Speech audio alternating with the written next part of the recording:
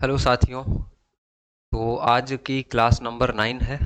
9th number class है, class 9वीं class है। आज की क्लास बहुत ही इंटरेस्टिंग होने वाली है, बहुत ही बेहतरीन क्लास होने वाली है। और ये चैप्टर है आपका शीतलक यानी कि रेफ्रिजरेंट, है ना। रेफ्रिजरेंट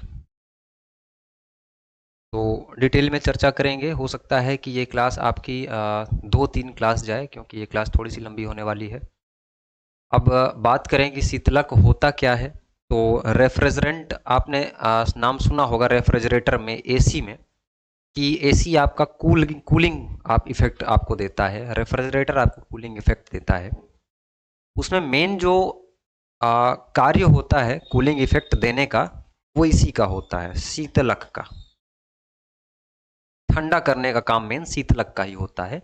इसको आप ऐसे भी समझ सकते हैं कि हमारा शरीर है ना, हमारे शरीर में रक्त का संचरण हो रहा है, यानी कि ब्लड पूरे बॉडी में सर्कुलेट हो रहा है।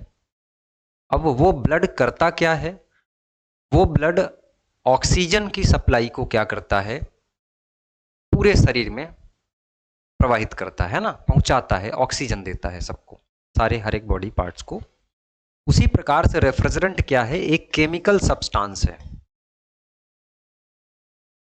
केमिकल सब्सटेंस है। केमिकल सब्सटेंस यानी कि रासायनिक, है ना। ये करता क्या है भाई, ये सर्कुलेट होता है ना। क्या होता है, प्रवाहित होता है, प्रवाहित होता है। प्रवाहित होता है कहां पे, आपके रेफ्रिजरेटर में, रेफ्रिजरेटर में, एयर कंडीशनर में,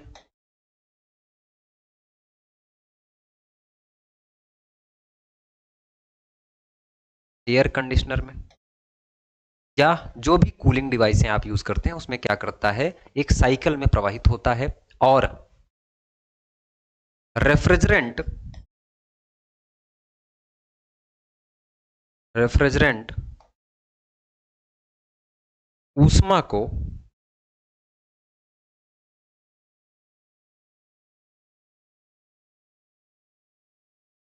ऊष्मा को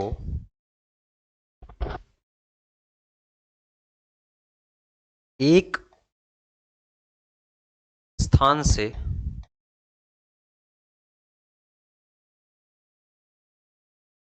दूसरे स्थान तक ले जाता है, तक ले जाता है। जैसे एक स्थान से दूसरे स्थान का मतलब क्या हुआ कि यहां पे आपका इवोपरेटर होता है। इस इवोपरेटर से क्या करेगा, ये ऊष्मा को सोखेगा, ऊष्मा को एब्जॉर्ब करेगा और बाहर ले जाकर के ऊपर कंडेंसर में हीट को क्या करेगा, ऊष्मा को बाहर निकाल देगा। तो यानी कि इससे एक बात और समझ में आई कि ये क्या करता है, आपका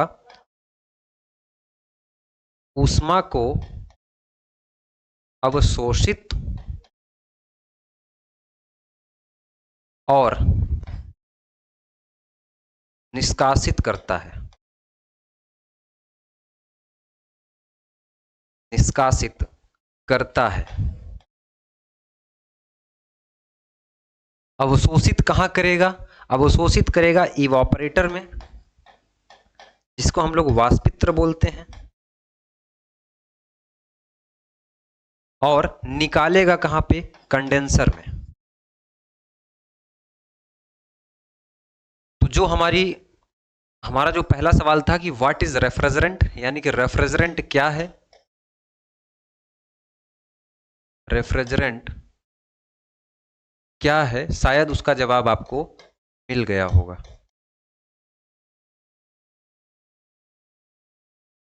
रेफ्रिजरेंट क्या है, जैसे हमारी बॉडी में ब्लड है, ऑक्सीजन की सप्लाई को इधर से उधर हर एक बॉडी पार्ट में पहुंचाता है, उसी प्रकार से रेफ्रिजरेंट आपका क्या करता है, ऊष्मा को एक स्थान से अवशोषित करके फिर दूसरे स्थान पर ले जाता है और वहां से उस ऊष्मा को बाहर निष्कासित करता है, बाहर रिजेक्ट कर देता है। ये आपका काम क्या होता है, रेफ्रिजरेंट का होता है ना। एक चीज और आपको देखना है कि जो रेफ्रिजरेंट होता है, जो रेफ्रिजरेंट होता है भाई, वो क्या होता है,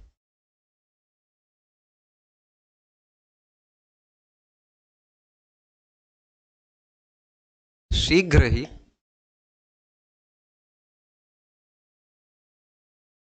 ऊष्मा लेकर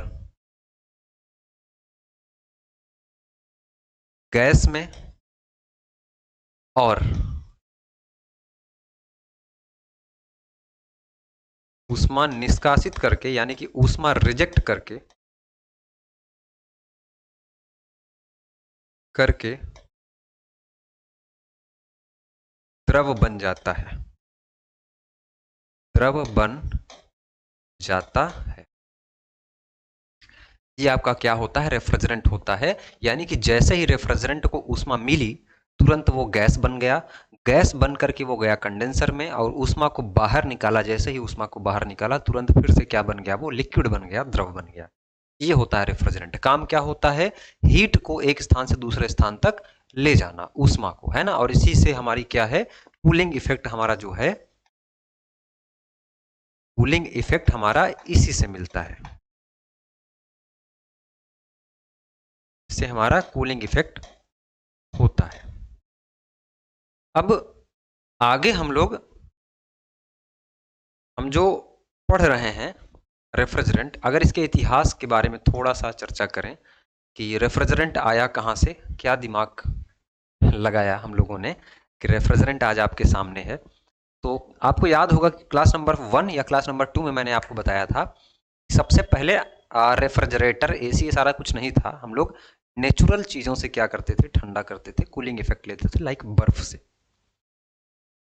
फिर जब रेफ्रिजरेटर या एयर कंडीशनिंग की जो संकल्पना आई है ना, जब डिवाइस लगा कि ऐसा डिवाइस संभव है कि हम लोग उसको स्टोर करके और उसमें किसी एक ऐसे केमिकल सब्सटेंस को प्रवाहित करके ऊष्मा को निकाल सकते हैं, खींच सकते हैं, फिर ऊष्मा को रिजेक्ट कर सकते हैं, यानी कि छोड़ सकते हैं। तो सर्वप्रथम जो रेफ्रिजरेंट यूज किया गया उस टाइम पे, वो बर्फ, अब जाहिर सी बात है बर्फ ही तो थी, तो बर्फ अब प्लस नमक को मिला करके,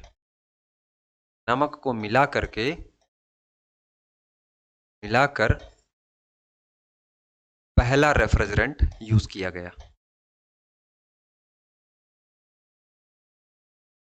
पहला रेफ्रिजरेंट यूज किया गया।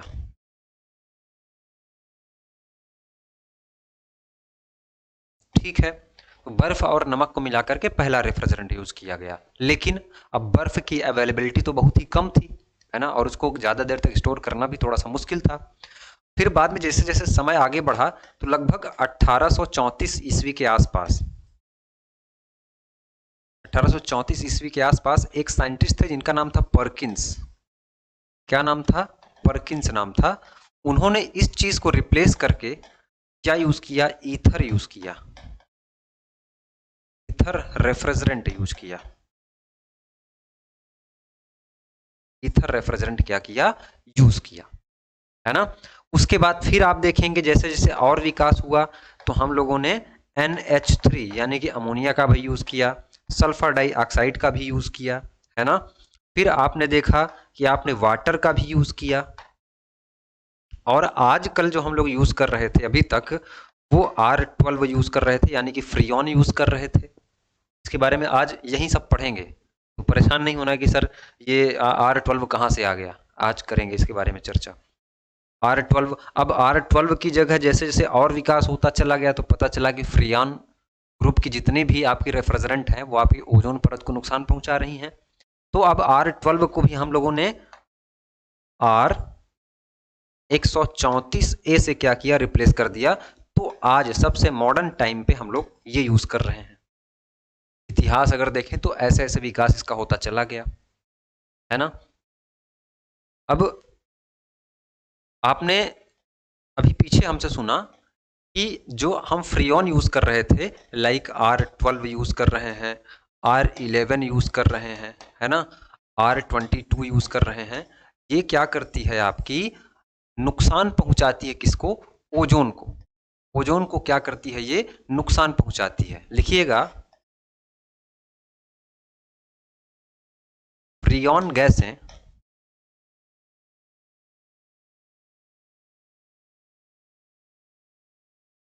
ओजोन को नुकसान पहुंचाती है।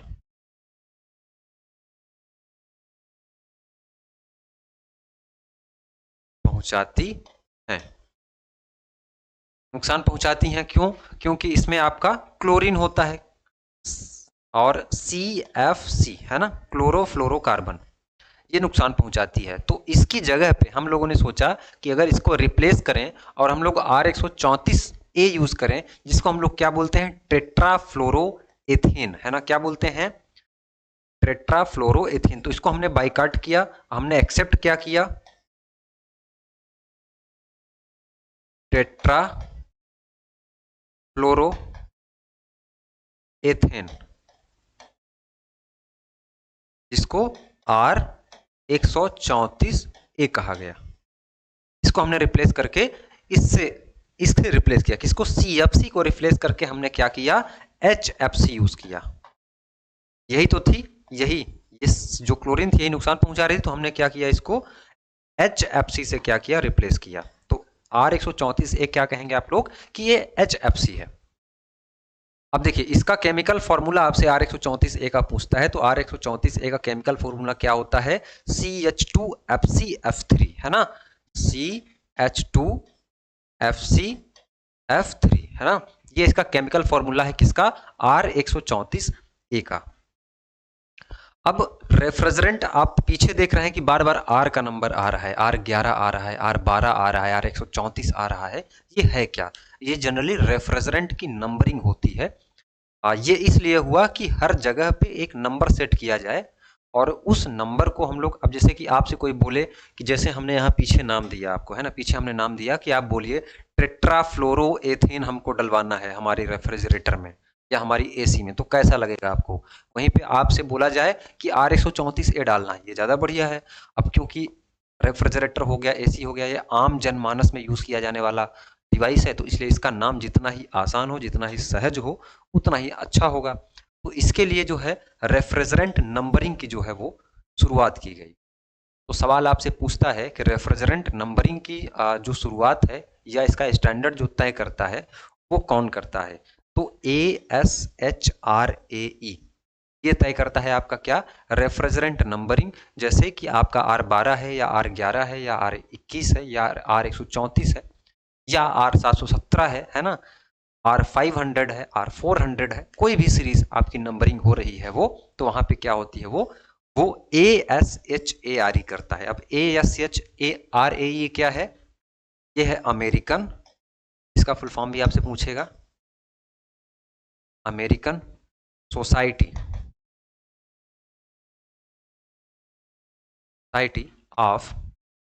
ऑफ इंग्लिश में लगा रहे हैं, हिंदी, ऑडियंस हिंदी की है, of heating, American society of heating, refrigerating and air conditioning, English आ गया, रेफ्रिजरेटर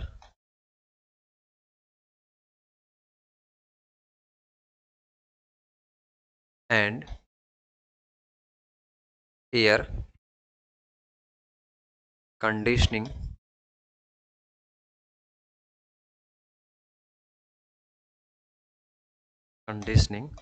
इंजीनियर्स, चलिए इंजीनियर्स इंग्लिश में, ये इसका फुल फॉर्म होता है। इसने क्या किया, डिसाइड किया कि अब रेफ्रिजरेंट की क्या होगी, नंबरिंग होगी, उसको हम लोग नंबरिंग से जानेंगे। तो मैं आपको तरीका भी बताऊंगा कि अगर आपके सामने सवाल आ जाए कि R12 है तो इसका रासायनिक नाम क्या है, R11 है, यहां से एक सवाल बनेगा आपका, R11 है तो इसका रासायनिक नाम क्या है, या डायरेक्ट रासायनिक नाम ही दे दे और पूछे कि आप इसकी नंबरिंग करिए। तो इसके क्या तरीके हैं देखिएगा, रेफ्रिजरेंट के डिजायरेबल प्रॉपर्टीज हैं, कि हमारा जो रेफ्रिजरेंट हो वो कैसा होना चाहिए, है ना।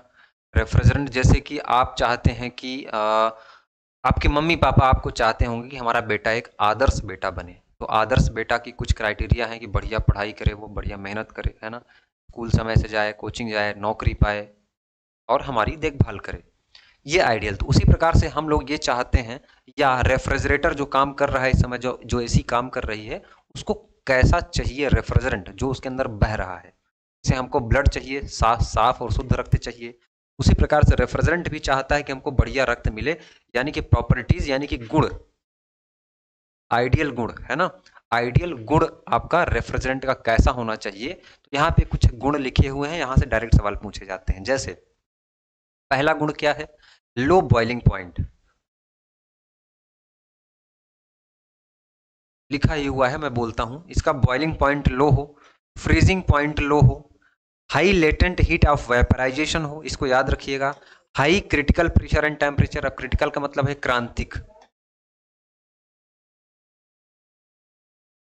लो specific heat of liquid and heat, high specific heat of vapour, यानी कि अगर लिक्विड है तो उसका लो स्पेसिफिक हीट होना चाहिए, और अगर वेपर है तो उसका हाई स्पेसिफिक हीट होना चाहिए। स्पेसिफिक हीट का मतलब यह है कि हीट को मास से डिवाइड किया जाए, है ना, बताया था पीछे की क्लास में। उसके बाद लो स्पेसिफिक वॉल्यूम ऑफ वेपर, अगर वेपर है तो इसका स्पेसिफिक वॉल्यूम कम होना चाहिए। हाई थर्मल कंडक्टिविटी, उसके जो है तापीय चालकता अच्छी होनी चाहिए, तापीय चालकता जो है अच्छी होनी चाहिए। साथ में वो नॉन कोरोजिव, यानी कि जंग ना लगे उसमें, नॉन फ्लेमेबल, यानी कि ज्वलनशील नहीं होना चाहिए, नॉन टॉक्सिक, यानी कि जहरीला नहीं होना चाहिए, है ना, ना जहरीला हो, नॉन एक्सप्लोजिव, ना ही आपका क्या है वो विस्फोट होने लायक होना चाहिए, है ना, विस्फोटक भी आपका ना हो।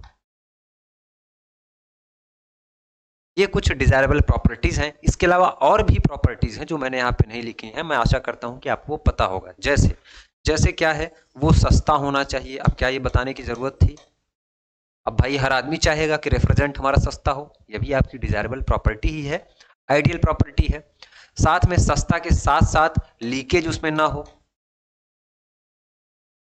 लीकेज ना हो, ये भी आपका चाहिए, है ना, किसी भी प्रकार से कोरोजन ना करे,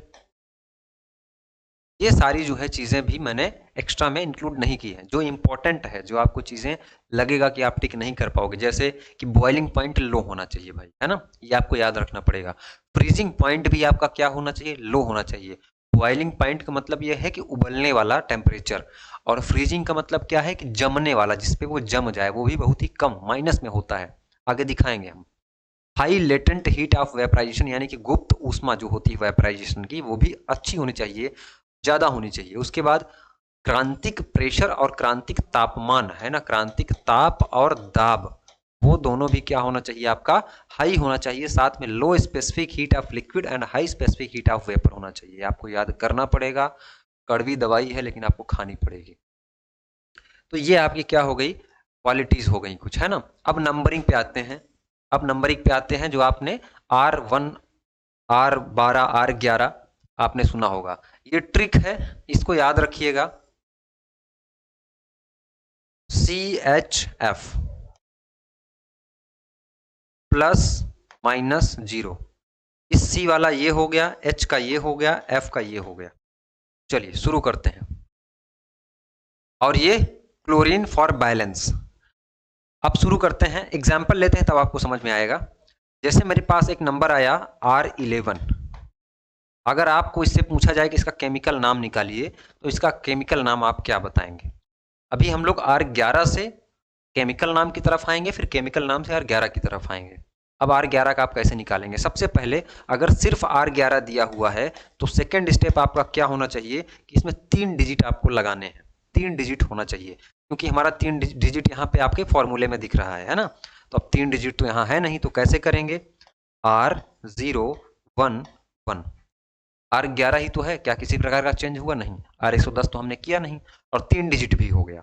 चलिए अब देखिएगा, जो पहला अक्षर इसमें है वो पहला अक्षर क्या है, C है, ध्यान से समझिएगा, जो पहला डिजिट इसमें है वो पहला डिजिट क्या है आपका C है, जो दूसरा डिजिट यहाँ पे 1 है वो दूसरा डिजिट क्या है H है, जो तीसरा डिजिट यहाँ पे 1 है वो तीसरा जो है अक्षर क्या है यहाँ पे F है। अब क्या कह रहा है कि अगर C में क्या करना है प्लस करना है और H में क्या करना है माइनस करना है, तो ये पहले अक्षर में क्या करना है एक जोड़ना है, क्या करना है एक जोड़ना है, तो R में आप एक जोड़ोगे तो ये हो जाएगा एक। फिर क्या कह रहा है कि सेकंड अक्षर यच है, यच में हमको एक माइनस करना है, यच में हमको क्या करना है एक माइनस करना है, तो एक में आप एक माइनस करोगे तो कितना हो जाएगा जीरो हो जाएगा, ध्यान से सुनिएगा। फिर कह रहा है कि F यानी कि लास्ट वाली जो डिजिट है उसमें आपको जीरो यानी कि कोई चेंज नहीं करना है, ना माइनस करना है ना प्लस करना है। ये ट्रिक है मेरे भाई, इसको याद कर लेना, काम बन जाएगा। तो इसमें क्या करना है जस का तस हमने उतार दिया, तो अब हमारा नया नंबर बन के आया क्या 101 है ना। अब देखिए आपको C यहां पे लिखना है, पहला अक्षर C हमारे पास कितना है एक है ना। CHF ये क्या है आपका, ये क्या है आपका, ये है आपका CH और F, ये हमारा नया नंबर निकल के आया जो हमने निकाला इस फॉर्मूले से। C हमारे पास एक है, हमने एक C ले लिया। फिर क्या कह रहा है कि H हमारे पास जीरो है यानी कि H नहीं है, चलिए तो अच्छी बात है। F क्या है हमारे पास F एक है ना, तो F का मतलब क्या है फ्लोरीन। अब आपको पता है कि कार्बन को बैलेंस करने के लिए चार चीजें आपको चाहिए है ना, तो यहाँ पे हमने क्या लिखा, यहाँ पे हमने लिखा Fl, इसी के अकॉर्डिंग हम कर रहे हैं। C हमने एक लिख दिया, H हमारे पास जीरो है हमने H नहीं लिखा, F हमारे पास एक है हमने F मतलब फ्लोरीन एक फ्लोरीन बना दिया। अब तीन चीज चाहिए क्योंकि कार्बन है अनस्टेबल है ना, उसको आपको बैलेंस करना पड़ेगा, उसके लिए आपको हमने यहाँ पे एक ट्रिक और लिखा है Cl फॉर बैलेंस। तो तीन चीजें चाहिए, तो एक Cl इधर लिख दो भाई, एक Cl इधर लिख दो, एक Cl इधर रख दो। क्या कोई गड़बड़ी हुई, नहीं समझ में आया? समझ में बिल्कुल आया होगा। तो अब आपका जो फॉर्मूला बना वो क्या बना, आप लिखोगे C और फिर बाद में क्या लिखोगे Cl, क्लोरीन कितना है 3 और फिर Fl, ये आपका फॉर्मूला हुआ है ना। चलिए यानी कि कार्बन ट्राइक्लोरो और मोनोफ्लोरो है ना, ये आपका बन गया फॉर्मूला, क्लियर है। चलिए तो ये आपका फॉर्मूला बना, और कोई दूसरा मैं निकाल के दिखाऊंगा आपको। चलिए सेकंड एग्जाम्पल पे आते हैं। R11 का हुआ ये, मैं R12 का दिखाता हूं।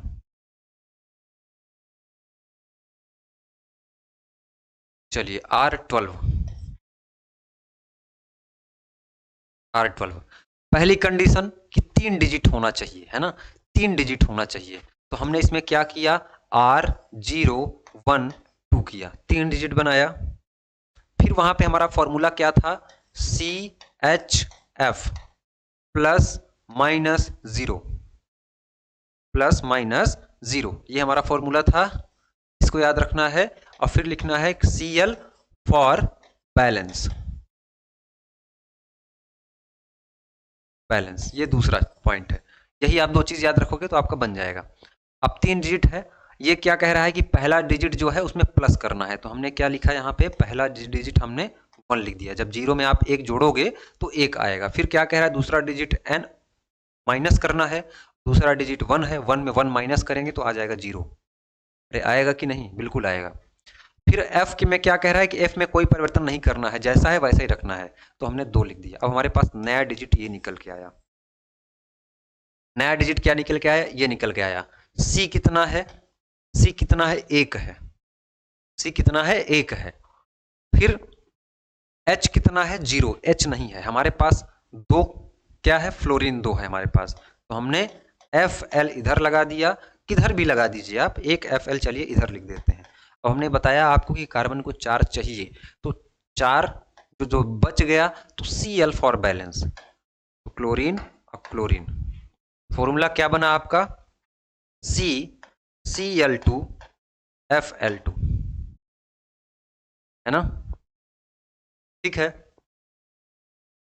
ये आपका फॉर्मूला बना, क्लियर। इसका अपोजिट आप कर लोगे, इसका अपोजिट कैसे करना है, आपके पास ये फॉर्मूला रहेगा, ये फॉर्मूला आपके पास रहेगा है ना। तो देखिए अकेला रहेगा मोनो, 2 रहेगा डाई, 3 रहेगा तो ट्राई, है ना। तो ये क्या है, मोनोकार्बन है। इसका हिंदी में भी नाम लिख सकता है आपको, मोनोकार्बन। मोनोकार्बन ये क्या है आपका, 2 क्लोरीन है। डाई क्लोरो, डाई फ्लोरो, डाई फ्लोरो, ऐसे भी आपको दे सकता है। आपको इसको कैसे निकालना है, जैसे यहां पे अगर सिर्फ ये लिखा रहे CCl2Fl2, है ना, CCl2Fl2, CCl2Fl2। अब अपोजिट जाना है, आपके पास ये फॉर्मूला दिया है, अब आपको नंबरिंग निकालनी है। कैसे निकालोगे आप लोग, पहले तो आप लोग C लिखोगे। क्या किया, C लिख दिया। Cl2, 2 ठो Cl बना दीजिए, 2 Cl इधर, 1 Cl इधर, और 2 ठो Fl बना दीजिए, 1 Fl इधर और 1 Fl इधर। अब क्या देखा आपने कि आपके पास जो फॉर्मूला था वो CHF था, है ना। यानी कि ये नंबर जब आपको मिला था तो आपने क्या किया था, प्लस किया था, इसमें माइनस किया था, इसमें आपने 0 किया था। इसका मतलब अब जो आपका यहाँ पे जो C होगा वो C आपका 0 हो जाएगा, क्योंकि यहां से उल्टा आपको चलना है।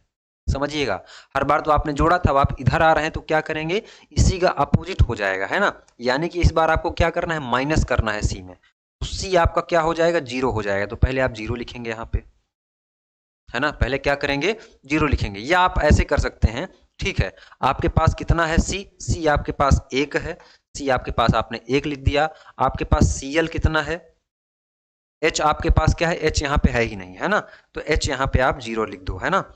फिर आप क्या देखोगे कि यहाँ पे F कितना है, तो F आप देखोगे कि 2 है। 102 आपकी नंबरिंग कहाँ से आई, यहाँ से आई। जितना जो था उतना मैंने लिख दिया, इस बात को समझिएगा, जितना जो था उतना मैंने लिख दिया। C मैंने 1 लिख दिया, H आपका यहाँ है ही नहीं, इस फार्मूले में हमको 3 अक्षर में लिखना है, H यहाँ है ही नहीं तो मैंने H लिख दिया। F मैंने क्या किया, यहाँ पे देखा कि F और F, FL FL 2 FL है, तो हमने यहाँ पे 2 FL लिख दिया। अब हमारा फार्मूला क्या कहता है, इसके जस्ट आपको अपोजिट जाना है। हमने इस बार प्लस किया था तो इस बार माइनस करना, ये प्लस करने के बाद आया है ना, अब हमको आना है इस पे आना, तो इसके अपोजिट करना है, तो माइनस करना है, प्लस करना है और 0 का 0 रहना है। तो आप देखेंगे कि जब 1 में 1 माइनस करेंगे तो आएगा 0, 0 में प्लस करेंगे तो आएगा 1, है ना, और 2 का 0 ही रहेगा, 0 मतलब 2 का 2, तो R012 या R12 ये आपका आंसर निकल के आ जाएगा। समझ में आई इतनी सी बात, बहुत टफ नहीं है, कोई रॉकेट साइंस नहीं है, 2 सवाल यहाँ से आएंगे आपकी, है ना, परीक्षा में। हाँ, एक बात का और ध्यान रखिएगा, अब आपके मन में सवाल आ रहा होगा कि सर अगर मान के चलिए कि हमारे पास 3 डिजिट आ गया, है ना, अब तो और बढ़िया है यार, हमको कोई मेहनत ही नहीं करनी है। कैसे मेहनत नहीं करनी है, जैसे आ गया R113, तो वही काम तो किया जा रहा है। यहाँ पे आपने क्या किया था, यहाँ पे आपने 3 डिजिट लिया था, 012, सिर्फ 12 था तो हमने 3 डिजिट बनाया, यहाँ तो पहले से बना हुआ है। तो यहाँ पे फिर देखिएगा, ये C है, ये H है, ये F है ना, तो यहाँ पे आप देखेंगे कि ये C है, C1 है। अब हमको क्या करना है, इसमें प्लस करना है ना, तो C आपके पास 2 हो जाएगा, तो C एक इधर, C एक इधर, आपके पास 2 C हो गया, है ना। अब इसको भी बैलेंस करना है, इसको भी बैलेंस करना है, इसको भी बैलेंस करना है, ऐसे ऐसा बनेगा आपका, जितना घटे उतना आप फ्लोरीन लगा देना। H आप देखोगे क्या करना है, CH, H में हमको माइनस करना है, H भी आपका यहाँ भी क्या है, 0 है, और F क्या है आपका, F 3 ही रहेगा, और C क्या हो जाएगा, 2 हो जाएगा। ये फार्मूले के अकॉर्डिंग हमारा ये निकल के आया है ना, इस फार्मूले के अकॉर्डिंग हमारा ये निकल के आया 203। अब 203 में C हमने 2 बना दिया, H आपके पास एक भी नहीं है। अब F आप देखोगे कि आपके पास 3 है ना, तो आप देखोगे कि FL आपके पास 3 है, FL आपके पास क्या है, 3 है, एक FL हम लोग इसको दे देते हैं, बाकी जो बचा हर जगह क्या करोगे आप लोग, Cl डाल दोगे। समझ में आया, बन जाएगा, बिल्कुल बन जाएगा। अब जब आप लिखना शुरू करना केमिकल फॉर्मूला, तो यहाँ पे C2 लगा देना, Fl आपका जितना रहेगा, अगर आपके पास 3 Fl है तो Fl3 लगा देना, बाकी Cl आप कितना लगा देना, 1 2 3, है ना। इस टाइप से आपका क्या हो जाएगा, रिजल्ट या परिणाम निकल करके आ जाएगा। यही मैं आधे घंटे से आपको समझाने की कोशिश कर रहा हूँ, ठीक है। चलिए अब आते हैं रेफ्रिजरेशन के क्वालिफिकेशन पे, रेफ्रिजरेंट के क्लासिफिकेशन पे, यानी कि कितने कितने भागों में बांटा गया है रेफ्रिजरेंट को। तो रेफ्रिजरेंट को हम लोग दो प्रकार से क्लासीफाई करते हैं, एक होता है प्राइमरी, एक होता है सेकेंडरी।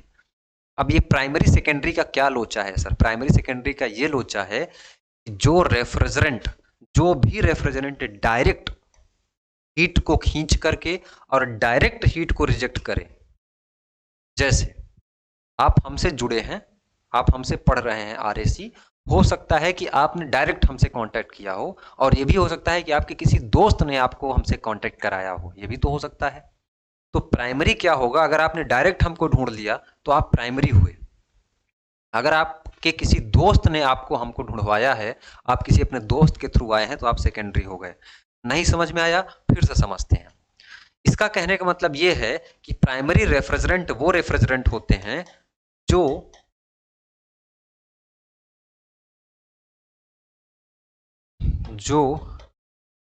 ऊष्मा को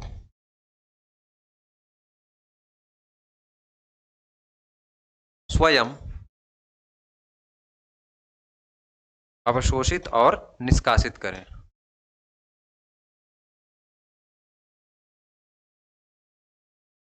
अवशोषित और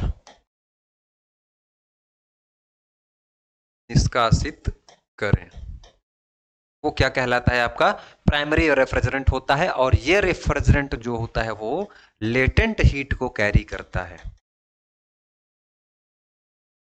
लेटेंट हीट यानी कि गुप्त ऊष्मा। ठीक है, ये आपका प्राइमरी रेफ्रिजरेंट होता है। जैसे आपका हो गया अमोनिया, जैसे क्या हो गया आपका? अमोनिया।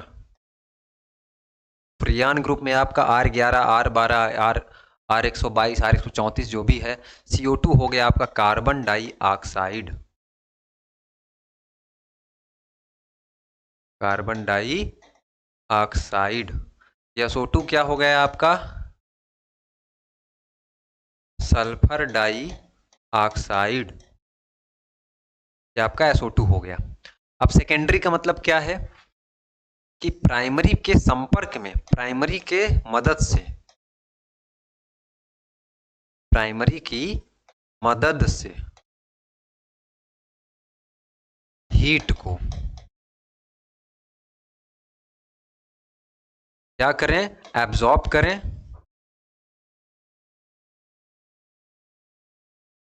या रिजेक्ट करें, या रिजेक्ट करें, है ना? जैसे कि वाटर, ब्राइन और एयर। अरे हाँ, एयर भी होता है, Bell Coleman cycle, reverse Brayton, जिसमें हम लोग टरबाइन चलाते हैं, है ना? मैकेनिकल वाले जो होंगे वो जानते होंगे। एयर भी रेफ्रिजरेंट होता है, लेकिन इसकी सीओपी जो है वो मतलब कम अचीव होती है कूलिंग। जाहिर सी बात है, एयर है, कितना ही कर पाएगा। रिजेक्ट करे, है ना? और इसमें हम लोग क्या करते हैं? Sensible heat, sensible heat, sensible heat ही सेंसिबल हीट को डील करता है ना?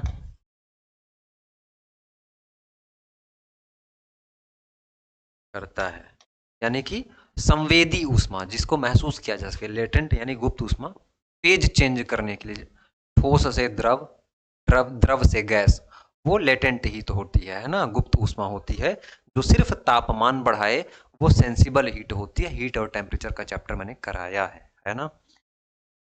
चलिए भाई, ये है आपका प्राइमरी रेफ्रिजरेंट, ये है आपका सेकेंडरी रेफ्रिजरेंट। शायद मैंने जो समझाने की कोशिश की वो आपको समझ में आ रहा होगा। आगे बढ़ें। प्राइमरी में अलग अलग प्रकार के फिर से रेफ्रिजरेंट आ जाते हैं।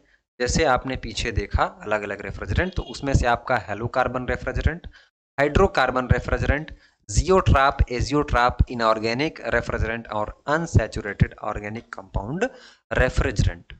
इतने प्रकार के रेफ्रिजरेंट होते हैं। क्या होते हैं अभी आगे हम लोग समझेंगे। ये क्या लिखा हुआ है? Halocarbon, halocarbon. ये क्या है? Hydrocarbon, hydrocarbon refrigerant. ये क्या है? जियोट्रॉप, जियोट्रॉप, ये क्या है? Azeotrope, azeotrope. और ये क्या है? Inorganic compound,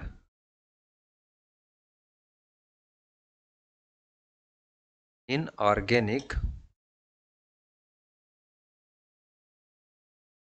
compound. ये क्या है आपका? Unsaturated organic compound.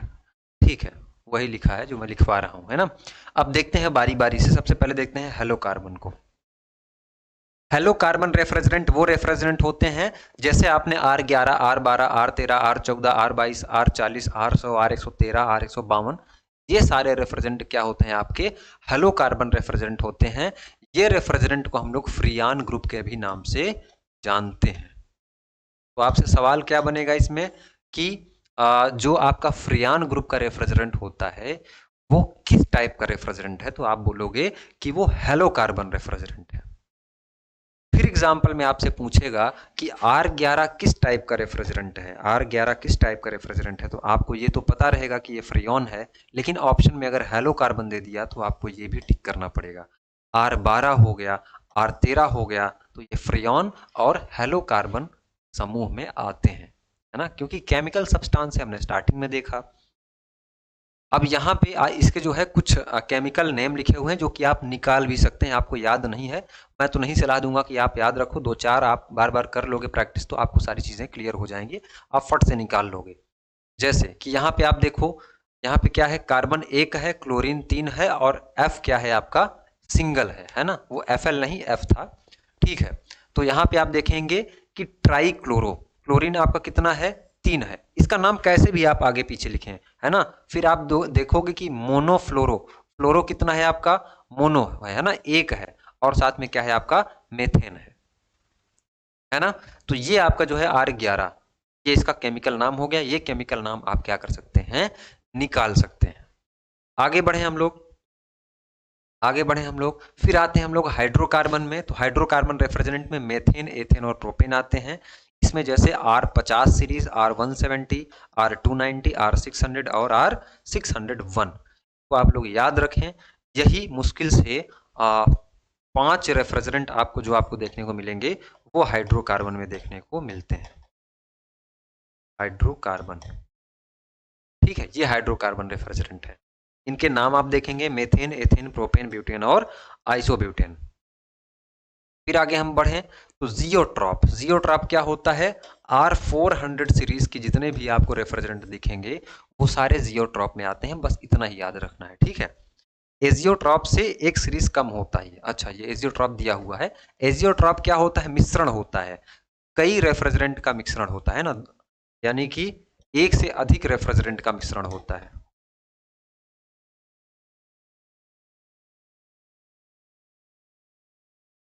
एक से अधिक रेफ्रिजरेंट का मिश्रण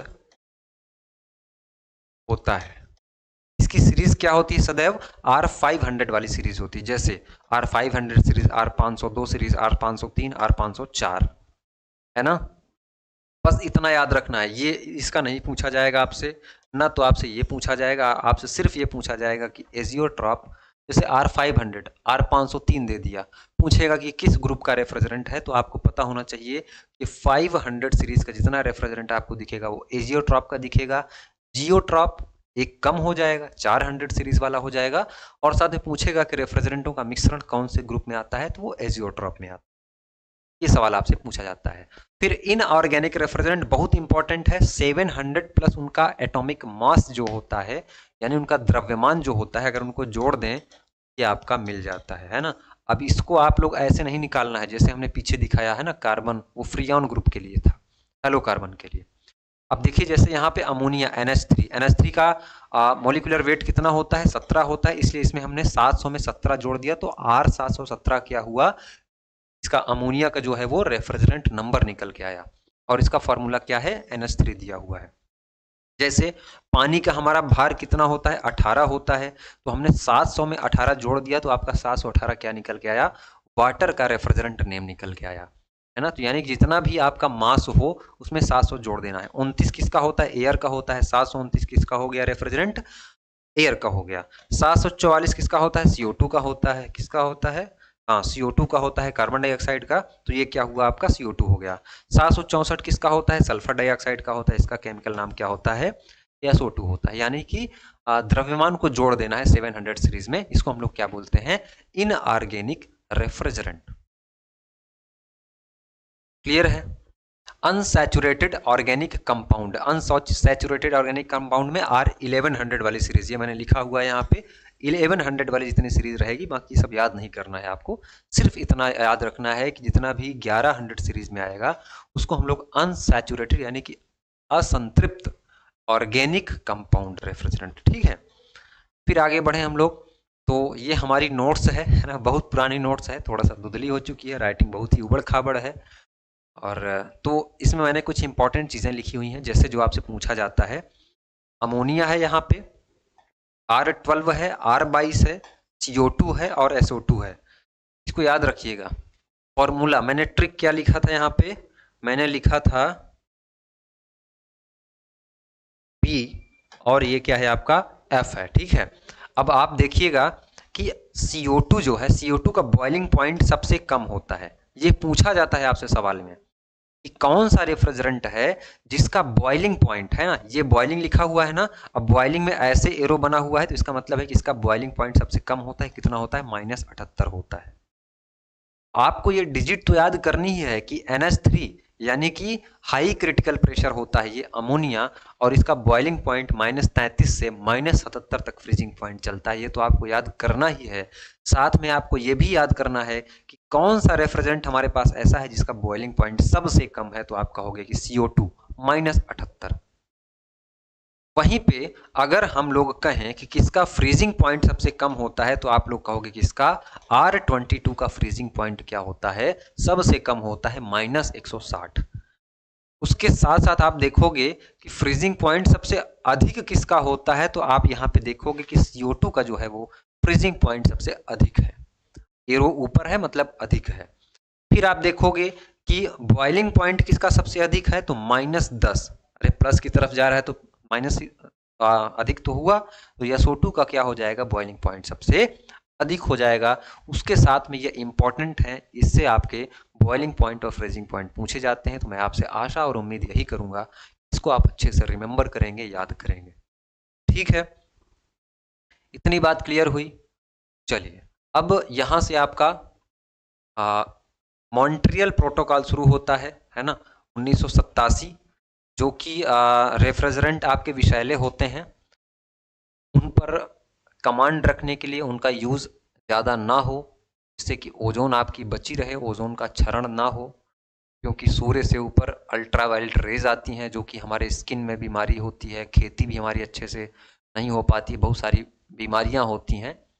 तो इस वजह से एक मॉन्ट्रियल प्रोटोकॉल बनाया गया कि जो रेफ्रिजरेंट हम लोग यूज़ करते हैं, है ना, CFC फ्रियोन ग्रुप के, वो हमारे लिए बहुत हानिकारक हैं, उनको रोका जा सके, इसके बारे में कानून बनाया गया, जिसमें ये कहा गया कि R12 और R11 इसको जो है तत्काल प्रभाव से रोक दिया जाए 1 जनवरी 2010 से। 1 जनवरी 2010 से क्या कर दिया जाए, रोक दिया जाए। और ये एक अंतरराष्ट्रीय जो है प्रोटोकॉल है ना, क्या है ये, अंतरराष्ट्रीय प्रोटोकॉल है, अंतरराष्ट्रीय प्रोटोकॉल है। और जो आप देख रहे हैं R12 और R11, ये 2010 नहीं, उससे बहुत पहले से बंद किया जा चुका है, लेकिन भारत में जो है पूरी तरह से बैन लगाया गया इसके आयात निर्यात पर। या आप ले भी जा रहे हैं तो क्या करें, एक लाइसेंस बनवाएं और आपको दिखाना होगा। तो इसलिए R12 और R11 क्या है, 1 जनवरी 2010 से सभी AC और फ्रिज में तुरंत बैन कर दिया गया। तो R11 और R12 के विकल्प में हम लोगों ने ढूंढा R22, तो R22 फिल होने लगी। अब ये पता चला कि R22 भी हमारे लिए हार्म कर रही है ना, नुकसान कर रही है। तो अब आगे ये निर्णय लिया गया है कि अब अभी से तो डायरेक्ट बंद कर देंगे तो बहुत सारे काम रुक जाएंगे ना, किसी भी चीज़ को तत्काल प्रभाव से नहीं रोका जा सकता अगर वो मार्केट में अच्छे से चल चुकी है। तो अब R22 इस समय बहुत धड़ल्ले से हर एयर कंडीशनिंग में भरी जा रही है। तो इसको फिर से ये ऑर्डर लिया गया है कि 2040 1 जनवरी से 1 जनवरी 2040 से R22 को पूरी तरह से बंद कर दिया जाएगा। तो यूज क्या करोगे आप? यूज करोगे R134A। R134A।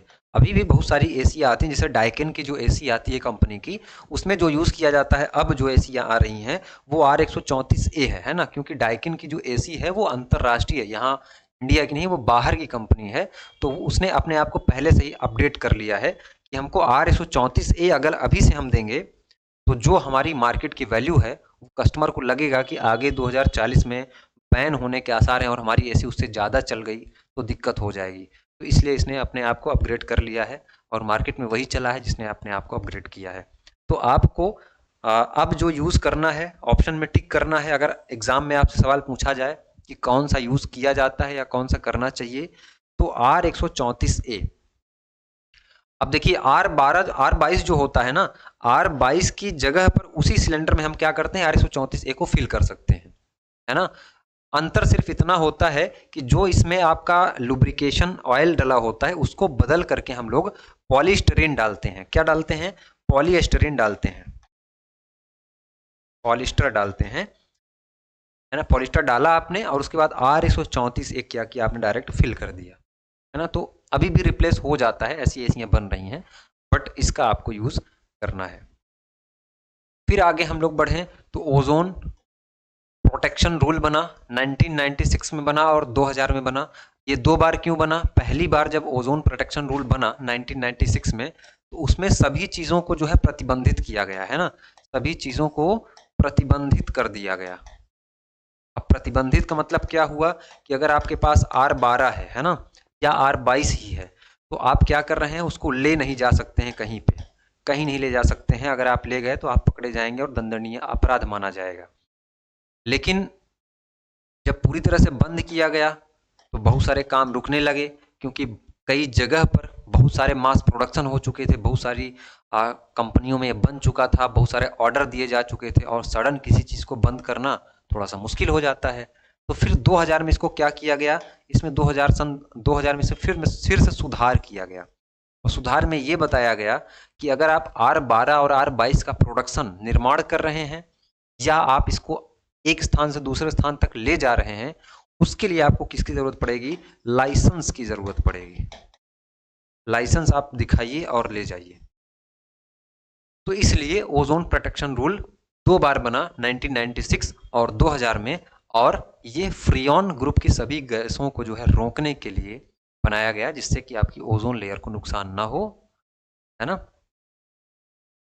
जो आपकी फ्रियॉन से एक मॉलिक्यूल निकलता है ना, वो ओजोन में जाता है तो लगभग 1 लाख ओजोन के कण को क्या करता है, हार्म करता है, नुकसान पहुंचाता है। लगभग 1 लाख ओजोन के मॉलिक्यूल को क्या करता है, हार्म पहुंचाता है। इतना नुकसानदेह है। लगा आपको बताना चाहिए इसलिए बताया, है ना, कि आप लोग को लग रहा होगा कि यार इतना क्या ही है कि जो है पूरा प्रोटेक्शन रूल बन रहा है, इतनी बड़ी बड़ी चीजें पढ़नी पड़ रही हैं। रीजन ये है। चलिए, रेफ्रिजरेंट लीकेज। अब आप रेफ्रिजरेंट फिल करेंगे किसी भी एसी में तो उसका लीकेज भी होगा, तो उसके लीकेज का पता लगाना भी ज़रूरी है। आगे का चैप्टर हमारा यही रहने वाला है कि रेफ्रिजरेंट अगर लीक हो रहा है तो उसको कैसे टेस्ट करें, उसको कैसे रोकें, है ना। लगभग 5 से 6 विधियां हैं रेफ्रिजरेंट लीकेज को चेक करने की और उसको सुधार करने की। तो आज की क्लास को यहीं पर रोकते हैं, क्योंकि क्लास लंबी होगी तो आप लोग कंप्लीट नहीं देखोगे और हो सकता है कि कई बार क्लास के लास्ट में क्रीम चीज़ें मिल जाती हैं जो कि एग्ज़ाम में फंसती हैं। तो क्लास को कंप्लीट वॉच करें, पूरा देखें। कोई डाउट है तो हेल्प चैट का बटन है, उसमें डालना आप, मैं फिर से वो क्लास कराने की कोशिश करूँगा। Thank you.